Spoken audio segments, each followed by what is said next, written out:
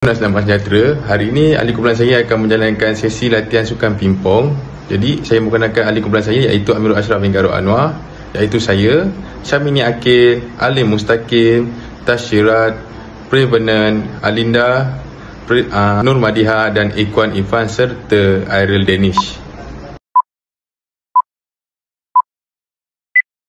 Kita nak buat footwork dalam sukan pingpong, kita akan fokus pada reaction time dengan ketangkasan.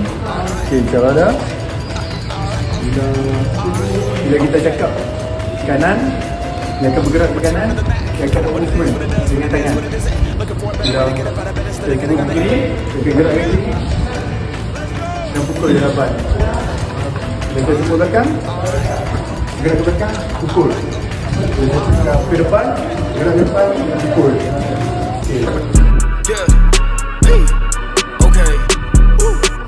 Okey. I do not miss. Hey, started. Okay, aktiviti yang saya buat ialah tepuk ikut arah, iaitu buka kaki shoulder distance. Selepas tu saya akan memberi arahan, iaitu tepuk kanan dan tepuk kiri tu kiri pula. Okay, saya buat 30 saat, lepas tu 3 set. Contoh kanan, kiri. Macam tu. Yang ketiga, kita akan buat lompatan sisi untuk dalam sukan pingpong jugalah. So kita akan berdiri daripada kiri atau kanan. Untuk macam contoh, first set kita akan buat lompat satu kaki dulu untuk kita dapat stability yang kuat. So yang first kita akan lompat, kita dapatkan stability. Lepas tu kita akan lompat lagi sekali.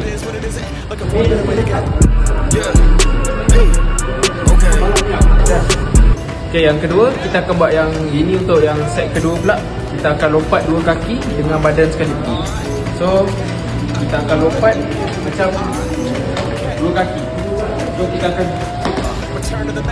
okay, yang ketiga, set yang ketiga pula kita akan lompat dengan kaki dan juga body position. Okay, dan kita akan buat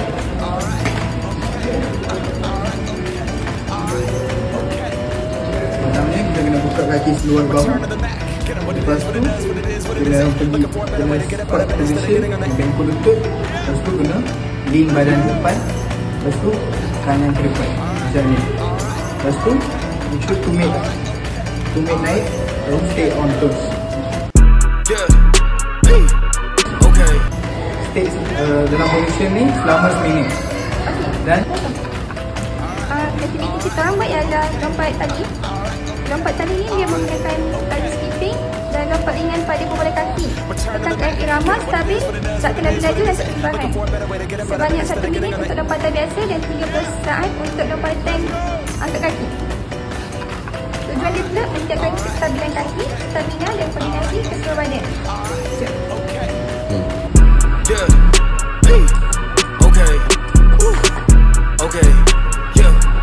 I do not miss. Hey, started from Cali and now I got bitches in Europe. They singing my shit. Remember, it's never the. Okey, selepas itu kita akan lakukan aktiviti core.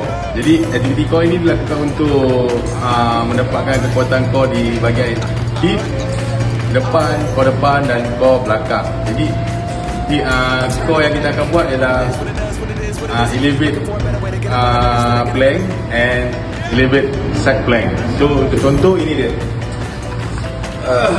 Pastikan tangan di atas kepala, kemudian kaki pinggang selaras. Tahan untuk 1 minit untuk 2 set. Okay. Kemudian kita akan buat side plank macam ni. Tahan kaki di atas kaki dan buka tegang untuk stability. Tahan untuk 30 second untuk 1 set. Dan kemudian sebelah 30 second. Okey, itu saja dari saya. Ciao.